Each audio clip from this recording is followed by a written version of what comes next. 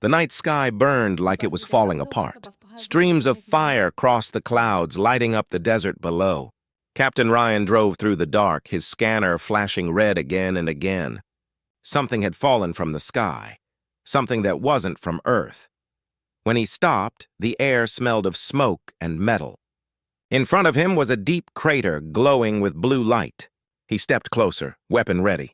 At the center lay a small figure, half human, half something else. Her skin shimmered softly, like glass filled with stars.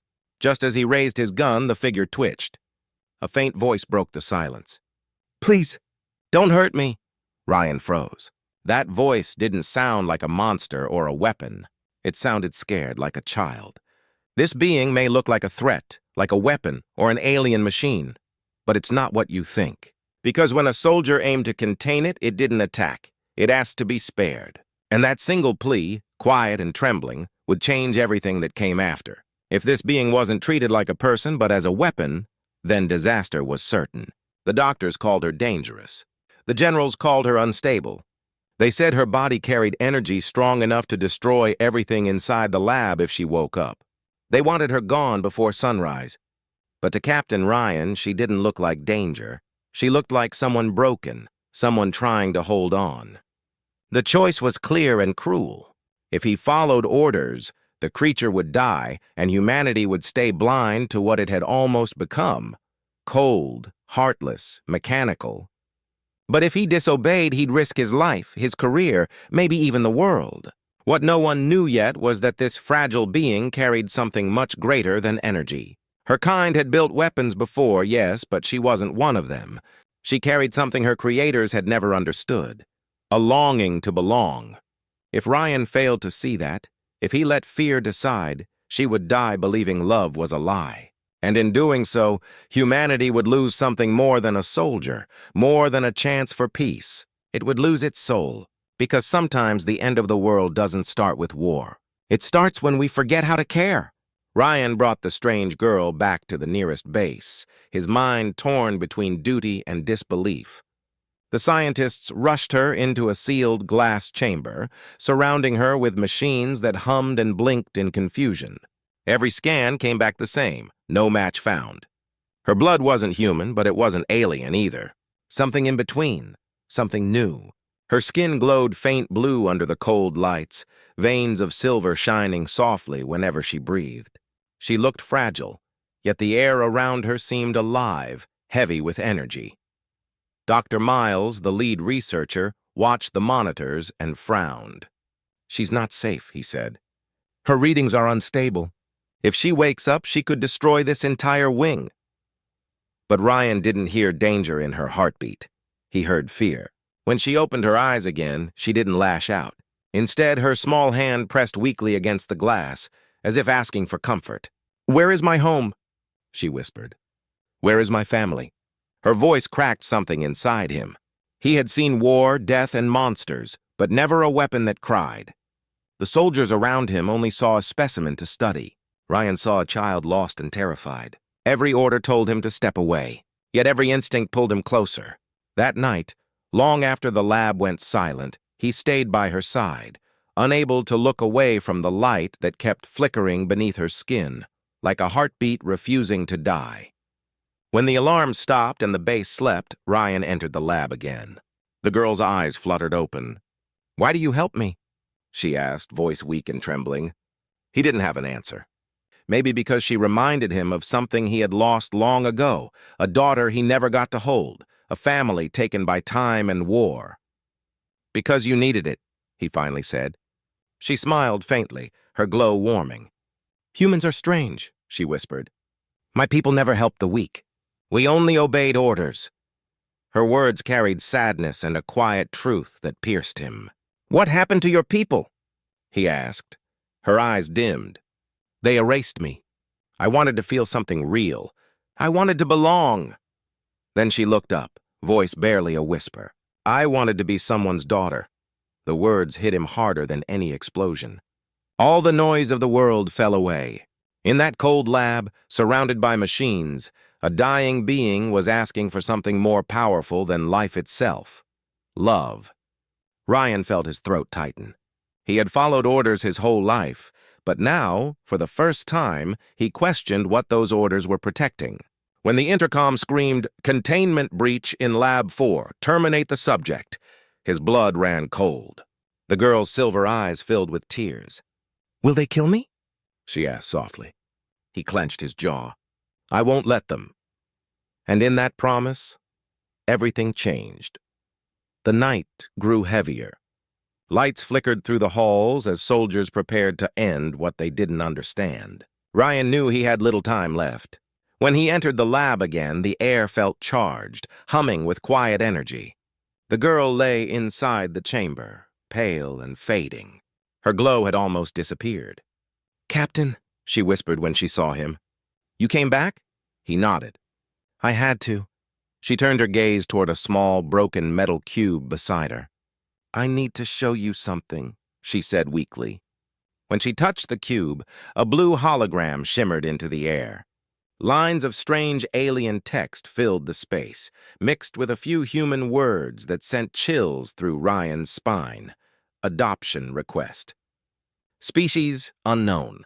Status rejected. "This is an adoption form," he whispered. She nodded slowly. "Before I escaped, I studied your human networks. I learned that when a child has no family, someone can choose them. Give them a name. Give them love." Her silver eyes glimmered with tears. "But my request was denied. Your laws said no non-human could ever belong to your kind." Her voice broke. "Unless one human signs willingly?" Ryan's heart pounded. The intercom above blared again. "Subject termination begins at sunrise." Outside, boots thundered down the hallway. He looked at her trembling hands, and then at the glowing hologram that still waited for a signature. "If I sign this," he asked quietly, "what happens?" She smiled softly. "Then I will belong. And maybe so will you." The words sank deep into him like truth. He thought of his wife, long gone, of the daughter he never had, of the years he'd spent following orders instead of his heart. Maybe this was his second chance. "Please," she whispered, "let me be someone's daughter even for one moment." The door burst open. Soldiers stormed in, guns raised. "Captain Hale, step away from the subject," barked the commander. Ryan hesitated only a heartbeat. Then he whispered, "I'm sorry, sir." His thumb pressed down on the hologram. Signature accepted. A surge of blue light filled the room. The glass shattered. The girl gasped, her voice breaking through the chaos. "Thank you, Father." Then the world went white. When the light faded, the chamber was empty. Smoke drifted in the air. The soldiers lay unconscious on the floor. Ryan fell to his knees, heart pounding. And then, in the silence, he heard it, a small, gentle voice inside his mind. "Hello, Dad." He froze. The voice wasn't coming from the room. It was coming from within him. "Where are you?" he whispered. "Inside you," she said softly. "Your blood carries my code. You gave me life in your world." Ryan looked down at his hands. Faint blue lines pulsed beneath his skin. "What have I done?" he murmured. The voice replied, calm and full of warmth. "You didn't destroy me. You gave me a home." And for the first time in years, Captain Ryan Hale felt something he thought was lost forever. Belonging. The air inside the ruined lab was thick with smoke and silence. Ryan tried to stand, his head spinning, the blue glow still pulsing faintly under his skin. "Hello," he whispered. For a moment there was nothing. Then, from somewhere deep inside his mind, a soft voice replied, "I'm here, Father." He froze. "You're alive," he said quietly. "Yes," she whispered. "Inside you. Your blood carries my energy now." He didn't know if he was dreaming or dying, but the warmth in her tone was real. She wasn't gone, she was part of him. Outside, alarms screamed through the night. Soldiers were waking up. They would come for him soon. "We need to leave," she said in his thoughts. "They'll call you infected. They'll kill you too." Ryan grabbed a jacket from the floor and ran through the smoke-filled corridors. Every turn felt like a dead end, but the voice guided him. "Left," she said softly. "2 guards ahead, wait. Now go." Somehow she could sense them before he could see them. He slipped past unseen, heart pounding. When they reached the exit, Rain poured across the desert. The storm swallowed the sound of pursuit. He climbed into a jeep and drove into the dark, wheels cutting through the mud. Lightning flashed across the sky. Neither of them spoke for a long time. Then her voice returned, quieter, softer. "It feels warm in here," she said. Ryan blinked. "What do you mean?" "Inside you," she replied. "It feels like home." He didn't know what to say. "You sound like a child," he murmured. "I'm still learning," she said. "My people never let us feel." "We were built for war." He gripped the wheel tighter. "What were you made for?" he asked. "To obey," she said. "To serve and die. But I wanted to live, not as a weapon, but as someone's daughter." The jeep roared through the rain, headlights cutting through the endless storm. Ryan looked out at the desert ahead, empty, dark, and infinite. And for the first time, he wasn't driving away from something. He was driving toward someone. By dawn, the storm had faded. The desert stretched quiet and endless around them. Ryan's jeep sputtered as it climbed over a dune before stopping beside the ruins of an old fuel station half buried in sand. The sign above the door was broken, the glass long gone. "This will have to do," Ryan muttered. Inside, the air was cold and still. He gathered pieces of wood and metal, making a small fire. The flames flickered weakly, but it was enough to keep the chill away. For a while, the only sound was the crackle of burning wood. Then her voice came again, soft and curious. "Is this home?" He looked around at the broken walls and sand-filled corners. "For now, yeah," he said quietly. "It's home." She didn't speak for a moment, then whispered, "I like that word. Home."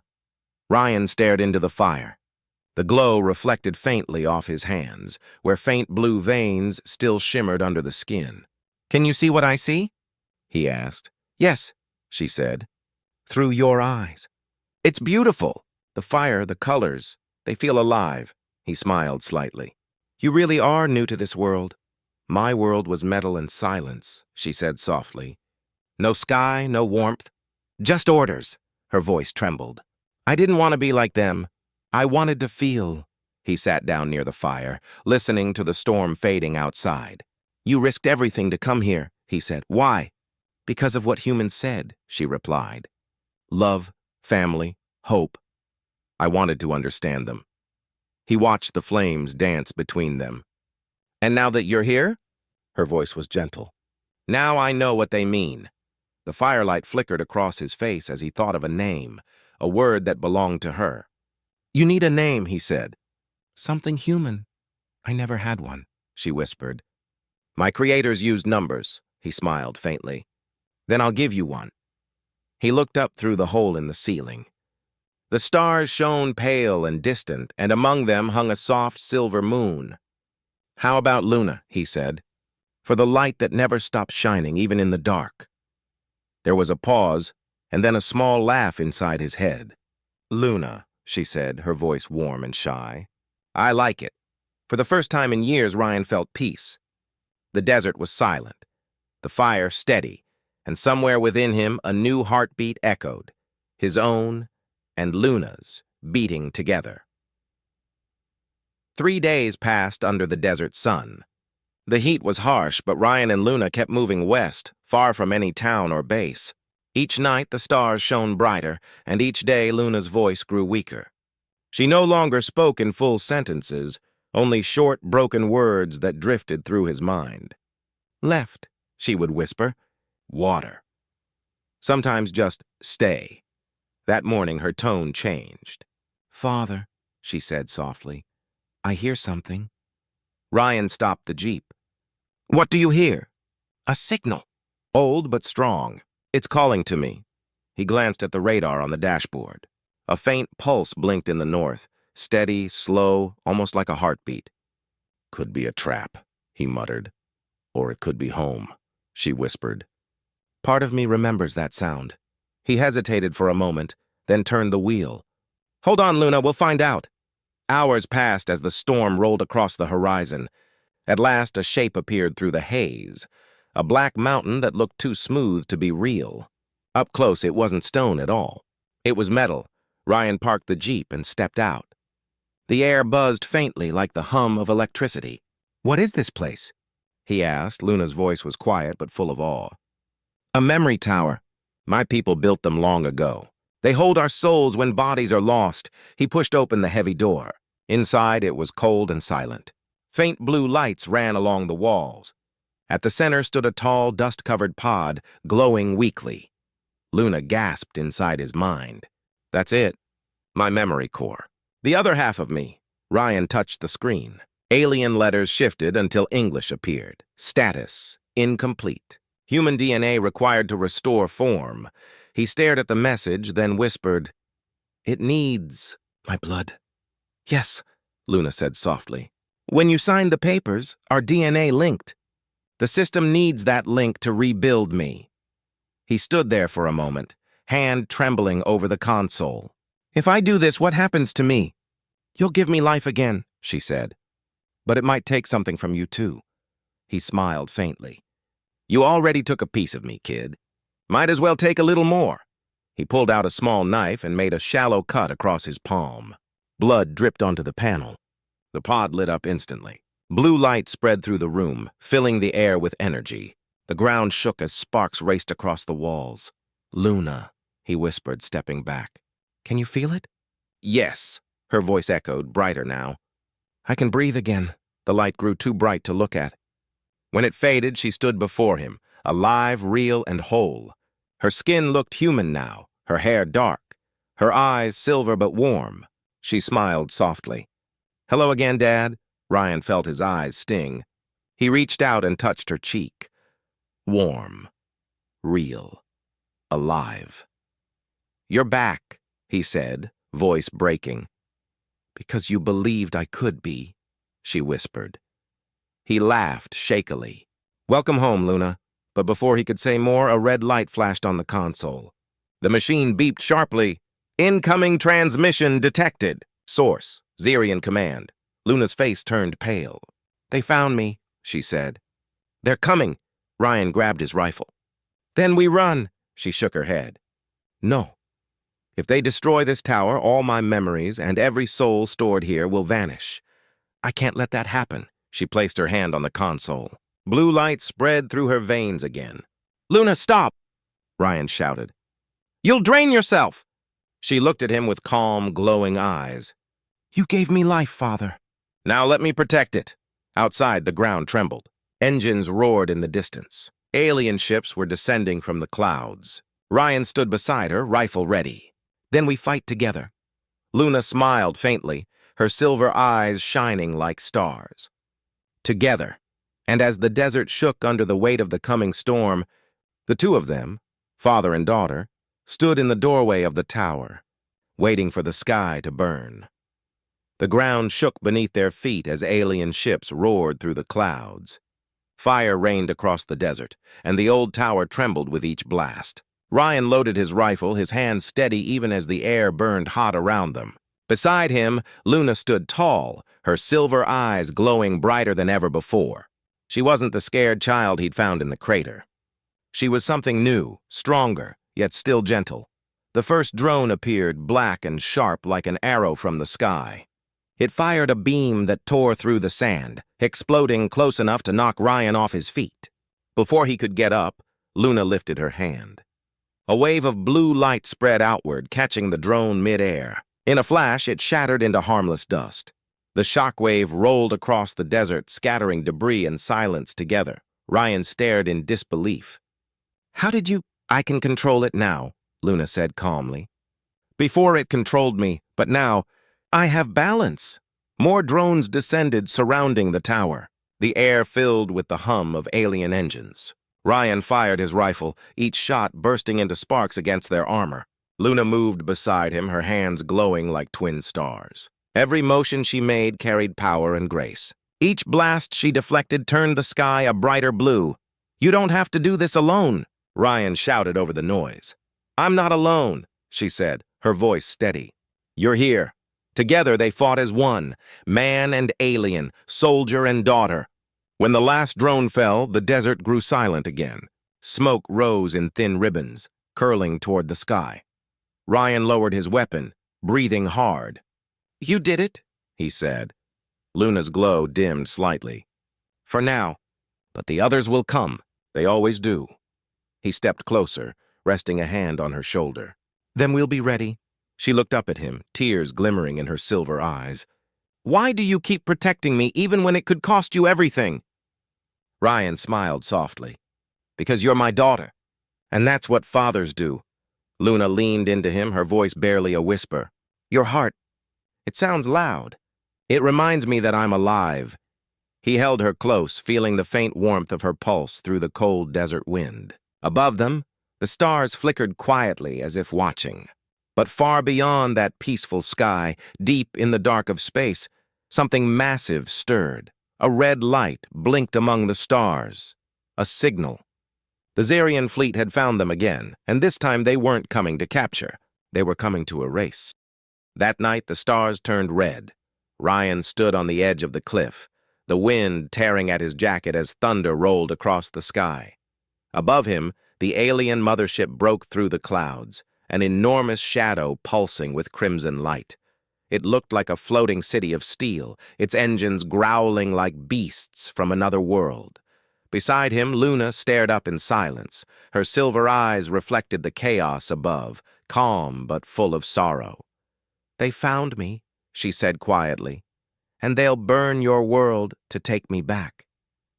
Ryan's grip tightened on his rifle. Then they'll have to burn me too. Luna gave a faint smile. You always say that, Father. So, human. The air crackled as the mothership's voice filled the sky, cold and merciless. Subject 47, return for retrieval or this planet will be erased. Ryan looked at Luna, his heart pounding. What happens if you don't go? They'll destroy everything, she whispered.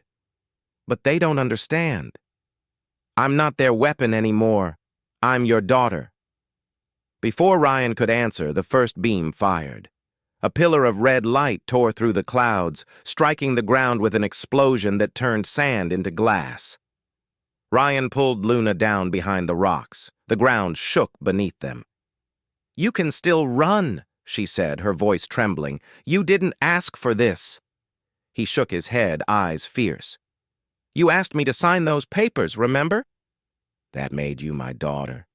And a father doesn't walk away. Luna looked at him, her eyes shining with tears. Then I'll protect your world, she said softly. She stood, her hair whipping in the wind. Her body began to glow, brighter and brighter, until her outline blurred into light. Luna, Ryan shouted, what are you doing? The signature you gave me, she said. It bonded my energy to Earth's frequency. I can use that link to shield your world. Ryan's voice broke. No, you'll die. Yes, she whispered, but not as a weapon, as someone's daughter. He reached out, desperate. There has to be another way. You're half human now. Humans always find another way. She smiled through tears. You taught me that love is the other way. Then she rose into the air, light spiraling around her like ribbons of fire. The mothership above roared, launching wave after wave of energy toward Earth. Luna spread her arms wide. You gave me life, she said, her voice echoing through the storm. Now I'll give you tomorrow. A blinding wave of blue light burst from her body, stretching across the sky.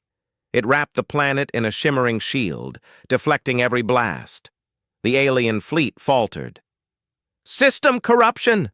Voices screamed through the static. Her energy is rewriting our code. The red glow of the mothership began to flicker. Its weapons failed. Its engines stuttered. One by one, the ships fell silent. On the ground, Ryan could only watch as the light grew brighter until it was too much to see. Luna! He shouted. Come back! Her voice floated down through the wind, faint but full of peace. I am still here, Father. Always. Then the light consumed the sky. The explosion was silent, like dawn breaking. When it faded, the stars returned, and the alien fleet was gone. Ryan fell to his knees, the world quiet once more. He looked up, but there was no trace of her, only the soft hum of wind and the memory of her voice. He bowed his head. "Goodbye, Luna." The desert was silent after the storm. The sky, once burning red, now glowed with the first pale light of dawn. Smoke curled slowly from the blackened sand, rising like ghosts into the still air. Ryan stood alone at the edge of the crater, his rifle hanging at his side, his face streaked with ash and tears. The world was safe, but his heart was heavy. He looked to the sky where Luna had vanished. There was no trace of her, no sound, no glow, only peace. The silence was louder than any explosion he had ever heard. For a moment he thought he had imagined it all. Maybe the girl from the stars, the daughter he never had been nothing but a dream. But then, something caught his eye. Half buried in the sand near the broken rocks was a single sheet of metal, small and shining faintly blue. He bent down and lifted it carefully. It wasn't metal at all. It was paper. A document, half burned, half glowing. Across it, in soft light, words appeared in both human and alien script. Adoption request approved. Guardian. Captain Ryan Hale. Status, daughter of humanity. Ryan stared at it, the words blurring through his tears. He let out a shaky breath, a sound between a laugh and a sob. "You did it," he whispered. "You really did it." He folded the glowing paper gently and pressed it against his chest. For the first time in years he felt warmth there, not the artificial heat of battle, but the quiet warmth of love. A breeze brushed past him, soft and warm. It carried a faint, familiar sound, like a laugh, small and bright, echoing across the dunes. Ryan looked up at the horizon. The sun was rising, painting the desert gold. He smiled, tears glinting in the new light. "She saved the world," he said quietly. And all it took was one human signature. He turned away from the empty sky and began walking toward the horizon. The paper still glowed over his heart, and behind him, the wind whispered through the sand, gentle, peaceful, alive. In a universe filled with war and cold machines, one soldier had found something greater than victory. He had found his daughter, and that was enough.